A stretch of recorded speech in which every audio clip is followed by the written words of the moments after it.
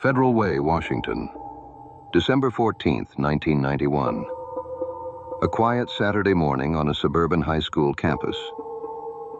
Just after 8:30 that morning, two teenage boys were walking toward the gym. They saw movement in the bushes. A man stepped out. He didn't run. He didn't speak. He just walked past them, calm, steady, eyes forward. Something about it didn't feel right. A few steps later, when the man disappeared around a corner, the boys looked toward the brush. They saw a body. They ran for help. The man's face, the hair, the jacket, the way he walked, was burned into their memory. Earlier, 16-year-old Sarah Yarborough arrived early for drill team practice. She never made it inside. A composite sketch was drawn that day. It would hang on police bulletin boards for nearly 30 years. No one recognized him. Sarah was the kind of person everyone remembered. Bright, confident, quick to laugh. She loved her school, her friends, her future. Her body was found partially undressed. The medical examiner confirmed what police already feared. She'd been assaulted and strangled. A crime this brazen, in daylight on school property, should have been solved within hours. Instead, it would take almost 3 decades. At the scene, detectives gathered everything they could: shoe impressions, tire marks, hair fibers, and semen that produced a complete male DNA profile. In 1991, DNA science was in its infancy, but the evidence was diligently preserved and would eventually be the key. Years passed and a new tool began changing the landscape: forensic genealogy. Investigators partnered with experts to trace Sarah's unknown killer through family trees, not criminal databases. Early analysis linked to the Fuller family line, descendants of colonial settlers. This name was very interesting because the Yarborough family had a family friend named Bill Fuller. It appears the case was close to being solved, but Bill Fuller was about 20 years older than the description. He volunteered DNA and he was cleared. Another dead end. By 2019, forensic genealogy had gone mainstream.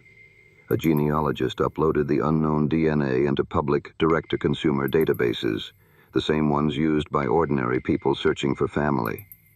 Thousands of profiles surfaced, but one cluster stood out. 2 brothers in Washington. One was a known sexual offender and became the focus. His DNA was in CODIS. Shockingly, he was not a match. That left the other brother. He lived quietly in Covington, not far from the crime scene. Needing to collect DNA, detectives put him under surveillance. They followed him to a laundromat. He went outside and smoked a cigarette and tossed it aside. Later, he threw away a napkin. Both were collected. The lab confirmed the match. Sarah's killer, identified through genealogy. The probability of error: 1 in 120 quadrillion. In 1983, he'd attacked a woman at knife point near the Columbia River. She escaped by diving into the water. He pleaded guilty to that attempted rape, sentenced to 10 years. This next part is hard to understand and harder still to accept. He was paroled after just 3.5. Had he served his full term, he would have been behind bars when Sarah was killed.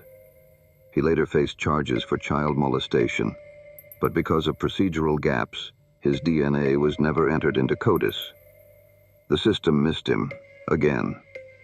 On October 3, 2019, detectives moved in. They approached him outside a sports bar. When told he was being arrested for murder, he looked puzzled and asked one quiet question: "What year was this?" A chilling question indicating there were more than one. During the investigation, detectives executed a search of his residence. Inside, they found a house in severe disrepair.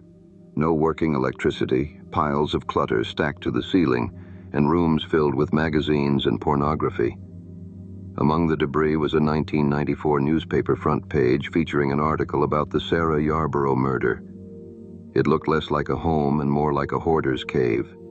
His name? Patrick Leon Nicholas. The man from the sketch, the man seen walking out of the bushes, was finally in custody.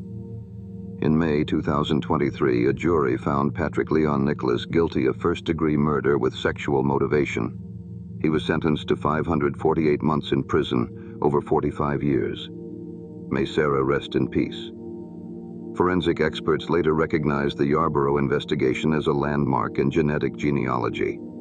It earned international recognition, a top 5 finish in the Gordon Thomas Honeywell Governmental Affairs, GTHGA, DNA Hit Award, a global program established to demonstrate the power of forensic DNA databases to solve crime and identify missing persons. This case highlights gaps in the system that allowed a predator to remain at large, and it is yet more proof that monsters live among us. What do you think? Guilty or not? Justice or not? Did the system fail? Please give a like and subscribe if you think we deserve it.